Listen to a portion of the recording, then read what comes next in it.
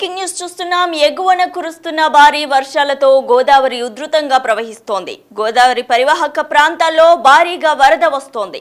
భద్రాచలం దగ్గర గోదావరి ఉగ్రరూపం దాలుస్తోంది. ప్రస్తుతం 53 అడుగుల మేర నీటి ప్రవాహం కొనసాగుతోంది. దీంతో అధికారులు 3వ ప్రమాదిక హెచ్చరిక జారీ చేశారు. అయితే వరద ఉధృతి మరింత పెరిగే అవకాశం ఉందని అధికారులు అంచనా వేస్తున్నారు. భద్రాచలం దగ్గర నీటి మట్టం పెరగడంతో భద్రాచలం నుంచి కూనవరం, విఆర్పురం, చింతూరు మండలాలకు రాకపోకలు నిలిచిపోయాయి. బూర్గంపాడు నుండి సారపాక వెళ్లే ప్రధాన రహదారిపై వరద నీరు చేరడం వల్ల రాకపోకలకు అంతరాయం ఏర్పడింది.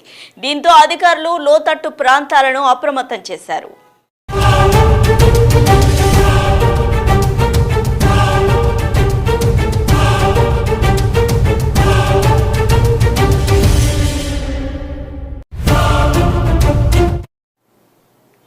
వరద ప్రభావంతో భద్రాచలంలోని కొత్త కాలనీలోకి భారీగా మురుగునీరు వచ్చి చేరుతోంది. కొత్త కాలనీలో దాదాపు 30 ఇండ్లను మురుగునీరు ముంచెత్తింది.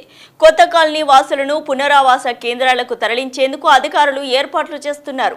నీరు ఎత్తిపోసే మోటార్ల పాడవడంతో మురుగునీరు పేరుకుపోతోంది. భద్రాచలంలోని ఏఎంసీ కాలనీకి వరద నీరు చేరుతున్నట్లు తెలుస్తోంది. ఏఎంసీ కాలనీలో 40 ఇండ్లలో మురుగునీరు చేరింది. దీంతో 200 మందిని పునరావాస కేంద్రాలకు తరలించారు అధికారులు. నమస్కారం. గోదావరి 3వ ప్రమాద హెచ్చరికను కూడా కలెక్టర్ గారు, ఎస్పీ గారు జారీ చేశారు.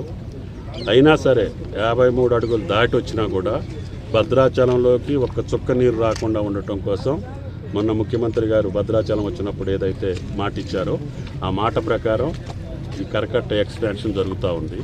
తప్పకుండా ఈ సంవత్సరం ఒక్క చుక్క కూడా భద్రాచలం ఊళ్ళోకి రాకుండా జిల్లా యంత్రాంగం, కలెక్టర్ గారు, ఎస్పీ గారు, పిఓ గారు పకడ్బందీ ఏర్పాట్లు చేసి, గత సంవత్సరంలో సుభాష్ నగర్ వాసులు నీళ్లలో వాళ్ళ కుటుంబాలతో పాటు ఇళ్లతో పాటు మనుషులు కూడా ఇక్కడి దాకా మునిగిపోయి మీరు టీవీలో చూపించిన ఘటన గుర్తుపెట్టుకొని కలెక్టర్ గారికి ముందే చెప్పాను, ఈ రోడ్డును కూడా బ్లాక్ చేయండి.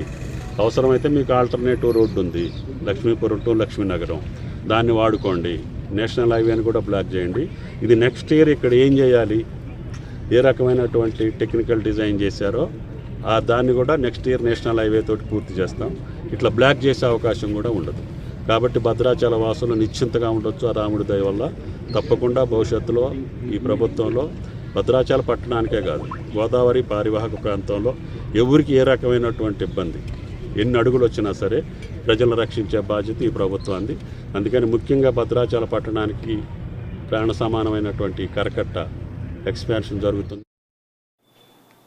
వరద నేపథ్యంలో అప్రమత్తమైన అధికారులు ఎప్పటికప్పుడు పరిస్థితులను పర్యవేక్షిస్తున్నారు. ముందస్తు హెచ్చరికలను జారీ చేస్తూ లోతట్టు గ్రామాల ప్రజలను అప్రమత్తం చేస్తున్నారు.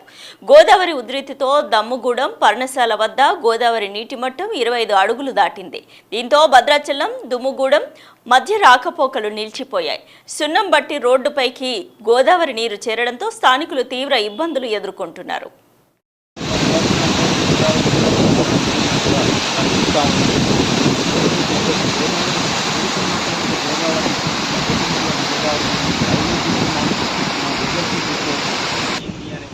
ప్రతి ఒక్క గంటకి అప్డేట్స్ ఇవ్వాలి అనేసి ప్రతి ఒక్క అధికారులు కూడా కోరుతూ ఉన్నారు.